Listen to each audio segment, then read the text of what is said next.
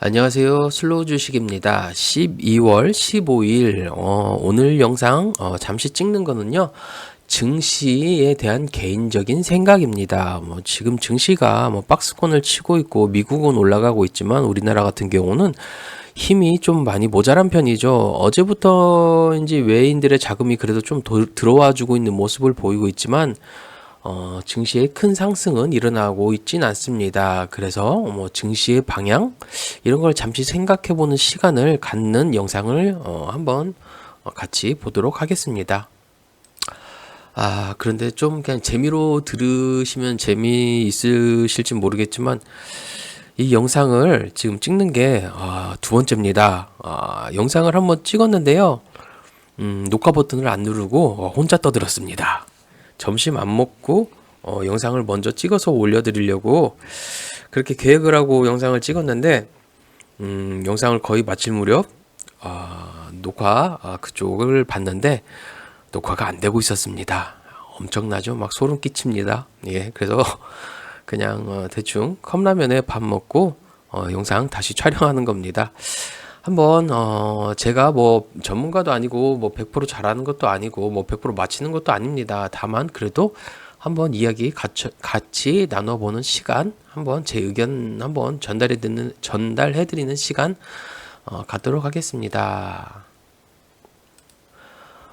먼저 이게 코스피 종합 차트인데요. 일단 S&P 500 investing.com 차트와 번갈아 가면서 좀 설명해 드리는 그런 촬영입니다. 일단 그렇게 인지하시면 좋으실 것 같고요.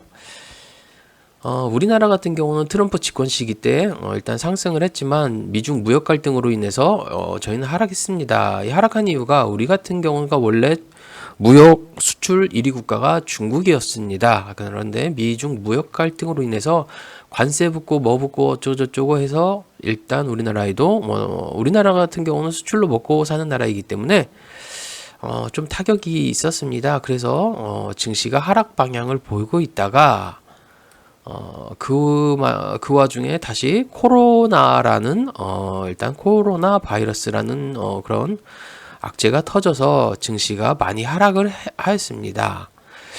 증시가 하락하고 미국에서 빠르게 어떻게 빠른 건지는 모르겠습니다. 일단 뭐 화이자 어쩌고저쩌고 해가지고 다 일단 백신을 만들어서 배포하는 과정이 또 있었는데요.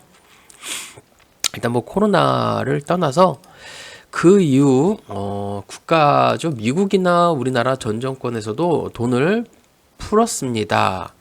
돈 푸는 이유가 뭐 일단은 그때 같은 경우는 이건 뭐 정치적인 견해를 떠나서 경제 이야기입니다. 코로나 전파력이 어마어마하다는 건 다 알고 계실 겁니다. 제가 아는 지인분 중에 형님분이 계시는데 잠시 목이 또 잠겨서 잠시 녹화 중지 버튼을 눌렀습니다. 일단 뭐 아는 형님이 계시는데 그 형님께서 코로나 그 접종이죠. 뭐 예방 접종 그 항체 그 일단 주사를 안 맞으시고 한동안 많이 버티셨습니다. 코로나가 좀 많이 약해졌을 때 코로나를 걸리셨는데요. 살이 한 번에 8kg인가까지 빠지셨습니다. 목이 너무 아프시고 온몸도 아프시고 밥도 못 먹겠다고 말씀을 하시더라고요. 살이 한 번에 8kg 빠지시고 하루에 한 끼에 겨우 드셨다고 그렇게 제가 전해 들었습니다. 코로나가 많이 약해진 시기에 걸리셨는데도 그 정도고요. 저도 얼마 전에 코로나가 걸려가지고 목도 많이 아프고 뭐 약 먹어서 그나마 좀 빨리 나은 케이스지만 목이 상당히 아팠습니다. 뭐 일단 그렇게 코로나 걸린 형님께서 하시는 말씀이 만약에 이 초기에 코로나 확산 초기에 걸리셨으면은 정말 잘하면은 죽을 수도 있겠구나라는 생각을 하셨다고 합니다. 얼마나 힘들으셨으면 그런 말씀을 하셨을까라는 생각을 해봅니다. 일단 이 시국에 비대면이고 일단 뭐 식당도 거리두기 뭐 일단 시간 제한했었죠. 그런 시간 제한 때문에 소상공인 분들이 많이 힘들으셨습니다. 그때 정부에서 돈을 풀었습니다. 내수 활성화 돈 풀고 그래도 식당이라도 가서 일찍 닫지만 그래도 좀 돈을 쓰고 좀 와라 이런 의미, 내수를 경제 활성화를 하기 위해서 그나마 지원금도 하고 각 지방단체에서도 지원금을 내놓는 방식을 각자 그렇게 한 겁니다. 경제로만 따지면 그게 맞습니다. 그게 내수가 안 좋으면은 그렇게 해줘야 하는 겁니다. 제 경제적인 이야기로 하는 거니까요. 뭐 또 정치 견해가 다르다고 하신 분들은 또 생각이 다르시니까 뭐 일단은 정치를 떠나서 경제적인 입장에서 말씀드리는 거니까 그 점은 꼭 참고하시고요. 이 기간에도 우리나라에서도 백신을 공짜로 맞춰주고 많이 올라온 상태입니다. 일단 그 시기였죠. 그 시기에 코인과 반도체가 같이 맞물렸습니다. 이게 말씀을 드리면은 비트코인이 갑자기 오르기 시작했죠. 비트코인이 상당히 올랐습니다.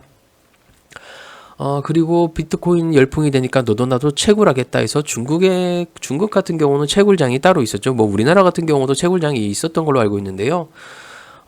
채굴하고 속도를 빠르게 하기 위해서 고급 그래픽 카드를 사용하기 때문에 일단 엔비디아 같은 그래픽 카드도 많이 팔렸습니다. 우리나라 반도체, 뭐 D램 뭐 이런 것도 많이 팔렸겠죠, 당연히.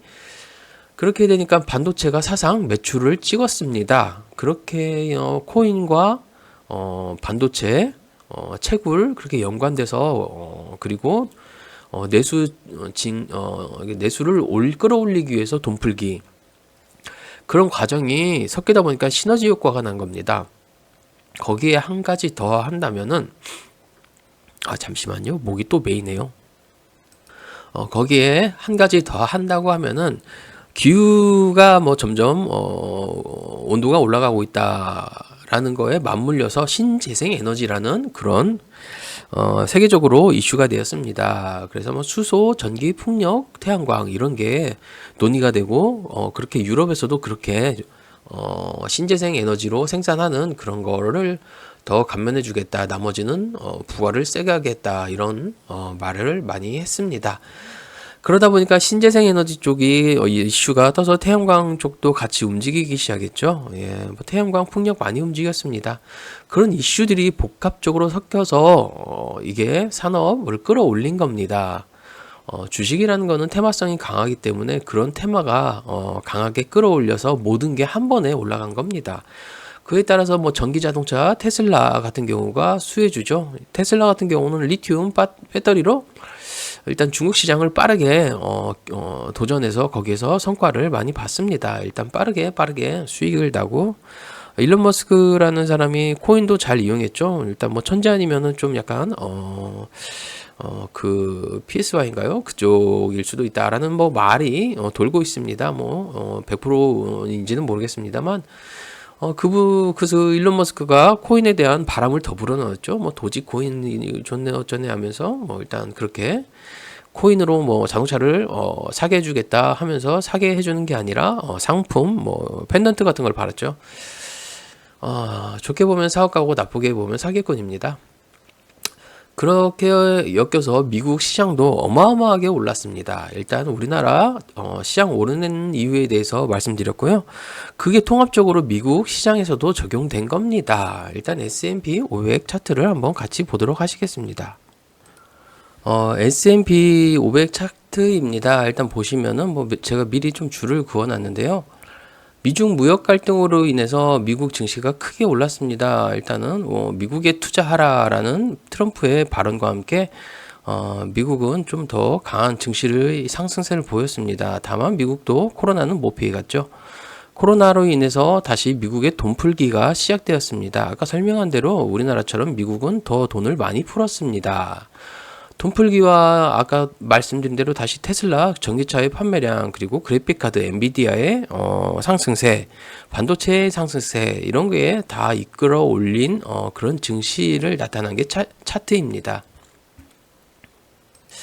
그러면 여기서 역으로 한 번 더 생각해 본다면은 비트코인 같은 경우는 뭐 제가 코인에 대해서는 잘 모릅니다. 다만 듣기에는 비트코인은 채굴에 한계량이 있다. 그래서 더 값이 더 나가는 거다라고 들은 기억이 있습니다. 뭐 그게 100%인지는 모르겠습니다. 제가 코인 매매를 뭐 많이 해본 적이 없고 그냥 재미 삼아서 한 두세 번, 다섯 번, 한 10번 내로 잠깐 단타를 매매를 한 적이 있는데요. 그거 빼고는 뭐 제일 잘 모릅니다. 코인 쪽은 잘 모릅니다. 모르는 건 모른다고 말하는 게 맞습니다. 일단 아까 말씀드린 대로 그 모든 시너지가 종합된 게 이 차트 상승분입니다.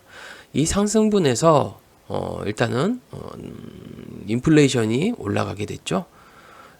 반도체 같은 경우, 그래픽카드 같은 경우, 수요보다 공급이 모자라게 됐습니다. 그러다 보니까 가격이 상승하게 되고, 물가 상승률을 견인하게 되고, 그런 과정이 겹친 겁니다.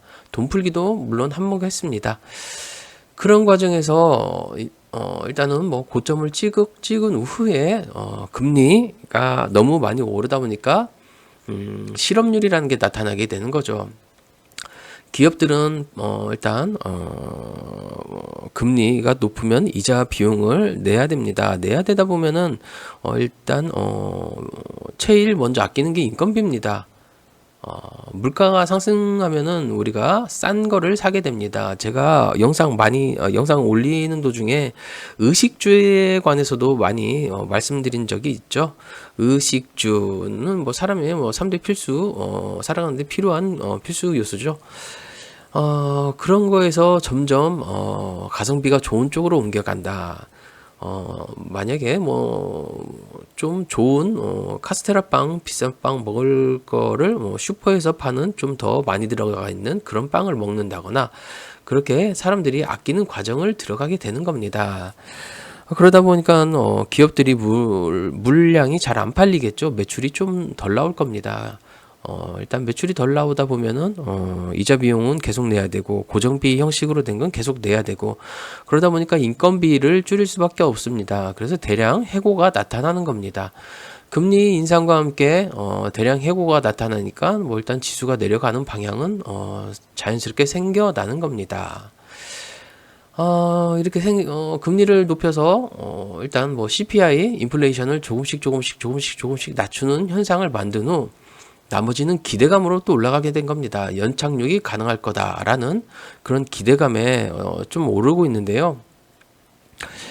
여기서 한 가지 더 의문점이 과연 이게 더 오를 수 있을까라는 의문점을 잠시 저 혼자 생각해 봤는데요. 여기에는 막대한 자금과 맞물려 반도체의 호황, 그 다음에 전기자동차, 신재생에너지의 출발점이 된 자리입니다. 돈 풀기도 어마어마해서 거기가 한몫을 했는데 과연 이 부분만큼의 상승이 나오려면은 미국이 돈을 더 풀거나 반도체 그래픽 카드 혹은 테슬라의 전기차 판매량, 세계적으로 전기차 판매량이 늘어나야 되는데 지금 경기는 금리로 인해 이자 비용을 내고 하다 보니까 돈이 없는 상태입니다. 그러면은 소비가 활성화가 되기 힘든 상태죠. 미국도 일단 돈을 너무 많이 풀었기 때문에 돈을 회수하는 과정을 거쳐야 됩니다. 그런 과정을 거쳐야 되는데 아직은 그런 과정이 좀 많이 거쳐지지 않은 모양새를 품고 있습니다. 그러면 과연 더 올라갈 수 있을까? 돈이 풀리고 내수가 활성화하고 경기도 다시 활성화가 와야 됩니다. 그런 과정을 다시 한번 할 수 있을까라는 의문을 잠시 저는 가지게 됩니다. 그래서 항상 차트를 보고 분석하는 것도 있습니다. 여기 보시면 약간 쌍봉 형태를 내고 있죠. 만약에 여기서 이렇게 내려온다면 쌍봉을 완성시키는 겁니다.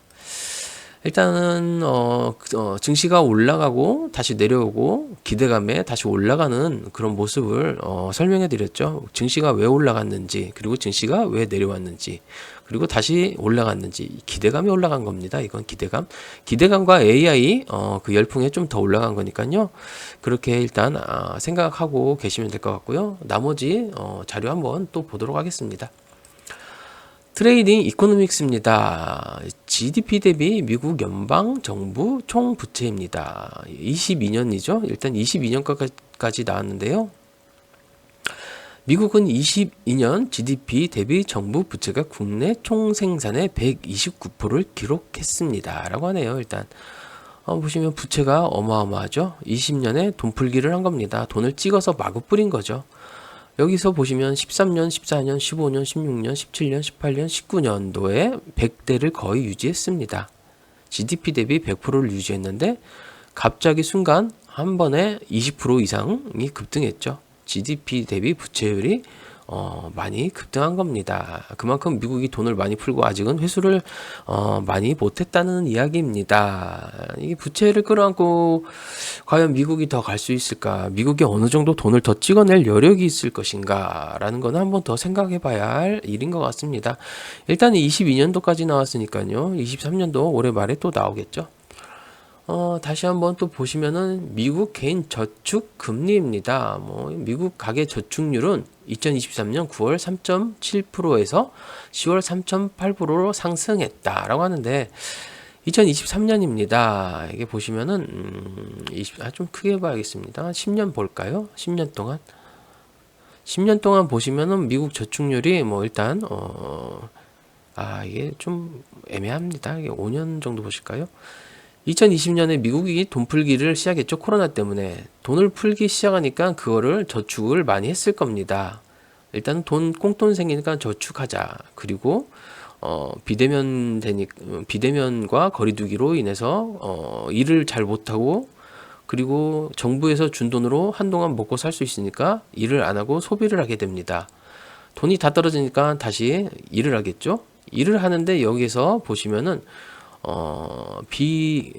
서비스업 고용률은 증가한 겁니다. 일단 공장 돌리고 하는데 그 고용률은 증가를 하지 않았습니다.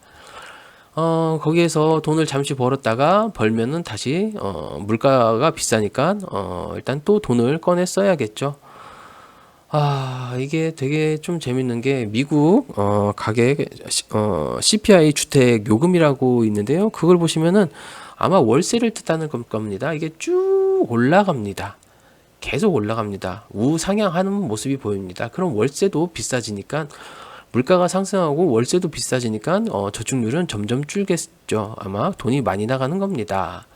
현재 2023년에도 저축률이 바닥을 보이고 있습니다. 그만큼 돈이 서민들도 없다는 겁니다. 과연 돈이 없는데 다시 경기를 끌어올릴 수 있을까? 미국도 요새 뉴스를 보면은 일단 죄송합니다. 일단 실업률이 조금씩 더 왔다 갔다 하고 있죠. 그런 거에서도 또 한 번은 봐야 할 일이라고 합니다. 일단 고용이 안 된다고 하면은 실업률이 늘어난다고 한다는 건 고용이 안 되고 있다는 얘기니까요. 좋아할 일도 나빠할 일도 아니겠지만 미국은 인플레이션을 끌어내리기 위해선 실업률이 증가하는 걸 좋아합니다. 일단 저축률도 낮아지고 있고요. 미국 신규 주택 판매입니다. 23년입니다. 2020년에도 신규 주택 판매 돈을 풀었으니까 그 돈으로 주택을 살려고 하겠죠. 다만 금리가 올라가고 일단 일을 하지 못하니까 점점점 내려옵니다. 지금 미국 주택 판매 금리가 소폭 내렸다고 합니다. 보시면 여기 뉴스가 아까 어디 있었는데요. 미국 모기지 금리가 7% 미만으로 하락해서 이게 6.8%인가 6.9%로 봤는데요. 이런 걸 보시면 미국 신규 주택 판매도 일단은 박스권 자리를 보고 있죠. 더 내려올 수도 있을지도 모릅니다. 일단 돈이 없으니까 신규 주택 판매가 늘어나지 않는 겁니다. 그럼 여기서 또 한 가지 뉴스를 보도록 하겠습니다. SBS 비즈뉴스입니다. 이게 2023년 12월 11일 뉴스입니다. 미 은행 상업용 부동산 대출 4천조 원. 경제위기 뇌관 부상이라고 합니다. 미국이 지금 연착륙이 가능하다고 말은 하지만 미국의 상업용 부동산에 대한 은행권 대출이 4천조에 달하는 것으로 나타났습니다. 일단 4천조면 어마어마하죠. 이게 과연 대출을 못 갚는다면 은행도 미국 은행이 한 5개 정도 파산했다고 제가 존경하고 좋아하는 경제 유튜브 분이 계시는데 그분이 말씀을 해주시더라고요. 뉴스에는 한 3개 정도 파산한 걸로 나와 있는데 미국 은행이 한 5개 정도가 파산했다고 말씀을 해주시더라고요. 일단 그분의 한 절반만이라도 됐으면 좋겠습니다. 너무 부럽습니다. 얼마나 많이 노력을 하셨을까요?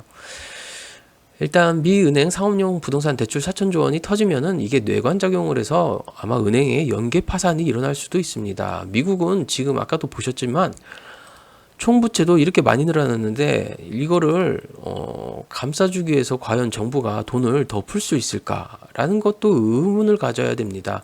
미국 부채율, GDP 대비 부채율이 높은데 이런 대출 4천조 원을 막을 여력이 있을 것인가? 과연 이게 여력이 있을까라는 걸 한번 생각해 봐야겠죠. 이게 가장 큰 문제일 수도 있다고 생각합니다. 이뿐만이 아니죠. 일단 우리나라를 한번 보도록 하겠습니다. 머니투데이 뉴스입니다. 2023년 12월 14일 만기 연장만 벌써 세 번째 부실 PF 산소호흡기 뗀다라고 하는데, 지금 만기 연장이라고 하는데 이게 본 원금은 갚지 않고요, 이자만 내고 있는 상황으로 알고 있습니다. 부동산 프로젝트 파이낸싱 잔액이라고 하죠. 금융전체 134조입니다. 비공식 수치는 164조입니다. 은행, 증권, 저축은행, 캐피탈, 상호금융 어마어마하죠. 여기서 보시면은 부실 우려가 큰 187개 옥석 가리기라고 하는데요. 우리나라의 건설사가 187개가 있는 게 아닙니다. 저번에 일단 부총리인가요? 경제부 부총리인가가 187곳 중에 몇 곳을 일단 없앴다라고 해서 안정성이 있다라고 하는데, 그걸 또 찾아보니까 없앤 게 한 187개 중에 30개인가 몇 개였는데 25개였나요? 아무튼 그 정도였는데, 우리나라 건설사에 따르면은 30개인가 25개인가 없앤 그 건설사를 전체 건설사 수에 따지면은 대략 한 3%인가 1%밖에 안 된다고 합니다. 그러면은 더 많은 건설사가 아직도 남아 있다는 얘기입니다. 아까 말씀드린 대로 미국이나 우리나라나 여기 보시면은 어디였죠? 개인 저축률도 없습니다. 우리나라 같은 경우도 저축률이 낮아지고 있겠죠. 그런데 이게 아파트 부동산 공급을 늘리는데 과연 우리나라가 서민들이 이거를 살 수 있을까요? 과연 부동산이 활성화가 될 수 있을까요? 라는 생각을 한 번은 더 해봐야 됩니다. 저축은행 사태가 벌어진 2011년 저축업권 PF대출 연체율이 13%였다고 합니다. 지난 9월 말 기준 저축은행은 5.5, 아직은 여유가 있지만 여유가 있다고 하는데 과연 여유가 있을까라는 생각이 듭니다. 2011년인 이거지만 지금은 경기도 안 좋고 지금 현 정부가 내수를 살리려고 하지 않고 있습니다. 돈도 없습니다. 일단 가계부채가 사상 최고죠. 우리나라도 지금 서민들 가계부채가 최고인데 과연 이게 될 것인가? 라는 생각을 한번 또 해보게 됩니다. 일단 주식이 올라간 이유와 내려간 이유, 다시 올라간 이유를 설명해 드렸고, 여기서 더 올라갈 수 있을 것인가, 여기서 더 올라갈 수 있을 것인가에 대한 의문과 그 이유에 대해서 말씀드렸습니다. 여기 설명해 드린 게 총부채, 개인 저축금리, 미국의 신규 주택 판매 건수가 예전에 비해 낮다. 일단 최대로 본다고 하면은 예전에 비해는 높겠지만 만약에 이게 본 자리로 회귀를 한다면은 600자리까지도 잘하면 내려올 수도 있겠다는 생각이 듭니다. 일단 2005년 같은 경우는 많았지만 이게 과연 회복이 될 것인가는 또 다른 문제인 것 같습니다. 그러면 코스피는 과연 더 갈 수 있을 것인가? 미국에 비해 우리나라 같은 경우는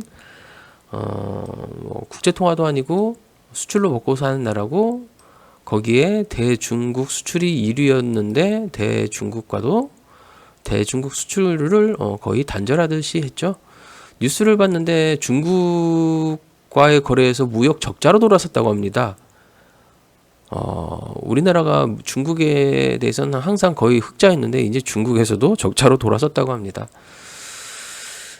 거기에 더 큰 문제가 우크라이나와 러시아의 전쟁이 끝난다고 가정을 하면은 전 정부였죠. 전 정부에서는 우크라이나에 방탄복과 헬멧 그리고 의약품만 지원하겠다고 했는데, 현 정부에서는 155mm 포탄을 우크라이나에 지원해 주었습니다. 이렇게 경유는 미국에 빌려주는 식으로 해서 지원해 줬다고 하는데요.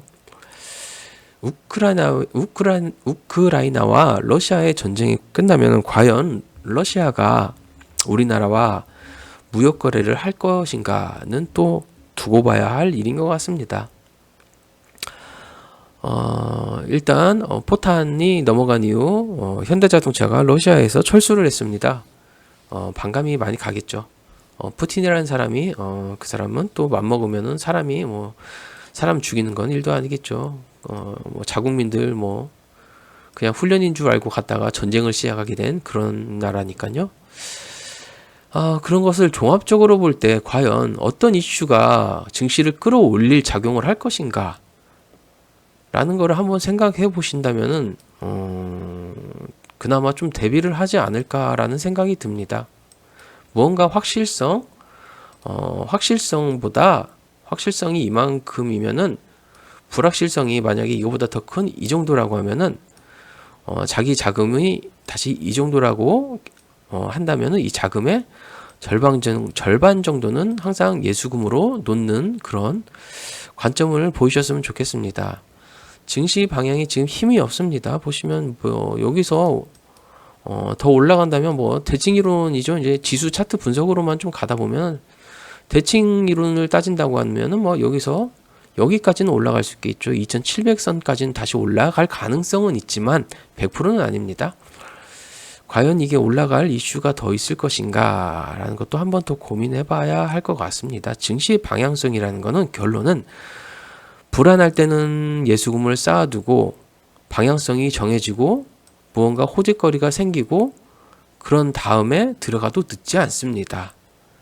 그러니까 이게 좀 지금 조금씩 올라간다에 대해서 사야 되냐 팔아야 되냐라는 관점은 조금 마음에 접어두시고 제가 설명드린 대로 이런 쪽으로 좀 더 접근을 하시면은 좀 더 편하실 것 같습니다. 만일 삼성전자죠? 아이고 GMG 제약이 왜 뜨는지 모르겠습니다.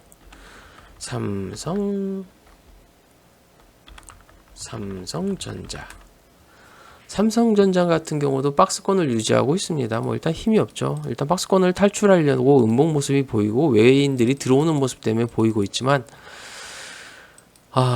여기에서는 방향성이 아직 100% 들어오지 않았습니다. 여기를 뚫고 이렇게 내려와주고 일단 이렇게 다시 타고 간다면 그때는 가능하겠지만 지금 같은 경우는 아직은 불확실한 자리죠. 다만 그래도 나는 삼성전자를 믿고 배당을 믿고 가겠다 싶으면은 그런 거는 걱정 안 하시고 시나리오를 짜시면 됩니다. 내가 여기서 1차 매수했으면 난 여기서 2차 매수하겠다. 더 내려가면 여기서 3차 매수하겠다. 더 내려가면 여기서 4차 매수하겠다. 다만 같은 금액으로 항상 매수하셔야 합니다. 여기에 100만 원 매수하셨으면 여기 100만 원. 도합 200. 그럼 여기선 200만 원. 그러면 도합 400. 여기선 다시 400만 원. 도합 800만 원이 들어가는 겁니다.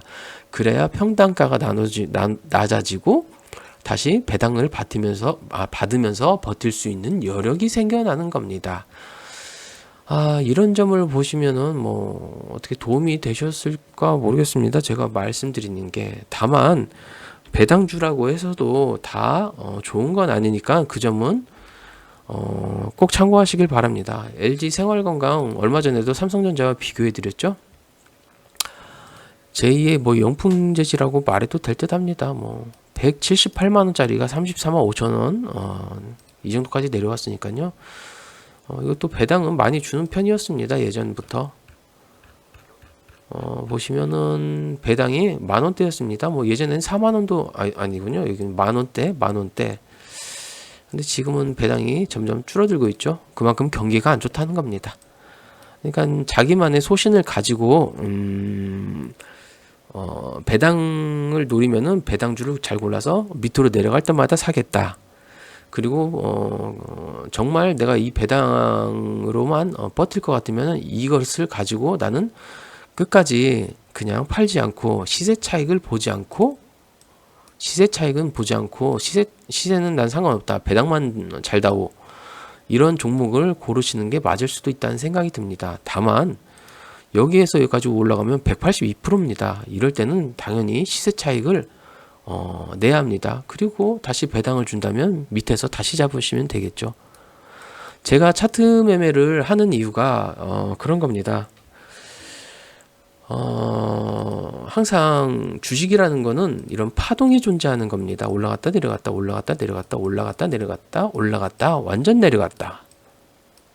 이런 파동이 항상 존재하기 때문에 저는 항상 저도 여유 자금만 있으면은 가치주, 뭐 일단 대기업주를 사고 싶은 마음은 있지만 여유 자금이 없다 보니까 그렇게는 하지 못하고 있습니다. 그래서 단기적으로 빠르게 시세 차익을 낼 수 있는 그런 종목을 찾는 겁니다. 그래서 차트 매매를 하게 되는 겁니다. 뭐 코어라인 소프트 같은 경우도 제가 말씀드렸죠. 일단 추세가 바뀌고 돌파를 나온 자리다. 여기서 눌러주면은 뭐 바로 갈 수도 있겠지만 눌러주면은 손절 라인 가성비가 좋은 자리다. 여기까지 오늘 사도 여기까지 내려온다면 12%, 2분할, 3분할 한다면은 2분할 한다고 해도 뭐 손익률이 한 마이너스 한 7%까지 나오겠네요. 다만 여기에서 이렇게 지지받다가 올라간다면 이날이 코어라인 소프트가 종가가 상한가였네요. 상한가 대칭 이론에 따르면 여기서 다시 상한가만큼은 올라가겠죠. 29%. 그럼 대략 저항 라인이 이 정도는 되겠네요. 35,000원. 여기까지도 볼 수 있다라는 제 계획을 짜는 겁니다. 시나리오. 저는 그래서 이렇게 매매를 합니다. 뭐 배당도 제가 만약에 뭐 제가 뭐 돈이 많은 것도 아니고 매번 말씀드리지만 뭐 제가 지금 시드머니가 한 800 정도밖에 안 됩니다. 뭐 건강도 안 좋고 몇 번 설명드렸지만 뭐 이건 개인적인 사정이고요. 그렇기 때문에 빠르게 수익 낼 수 있는 구조를 공부하다 보니까 차트 매매와 그 다음에 테마 동향, 그리고 항상 증시, 그리고 세계 경제 동향, 그리고 종목들을 분류해 나가는 작업을 하고 있습니다. 차트 매매를 한다고 해서 이게 제가 증시 세계 경제 방향을 안 보는 건 아닙니다. 그런 점은 꼭 같이 보아야 합니다. 그런 게 다 종합적으로 시너지가 났을 때 그때서부터가 일단 좀 더 자기가 계획을 잡고 남에게 의존하지 않고 할 수 있는 그런 시간대가 오는 겁니다. 손실도 나의 잘못으로 돌리고 이익도 나의 잘함으로 돌리는 그런 시간이 오는 거니까요. 그런 거에서도 한번은 생각해 보시면 좋을 것 같습니다. 결론은 증시의 방향은 앞으로의 문제점이 남아있어서 어떻게 될지는 모르겠다. 다만 그때그때 대응해 나가야 된다.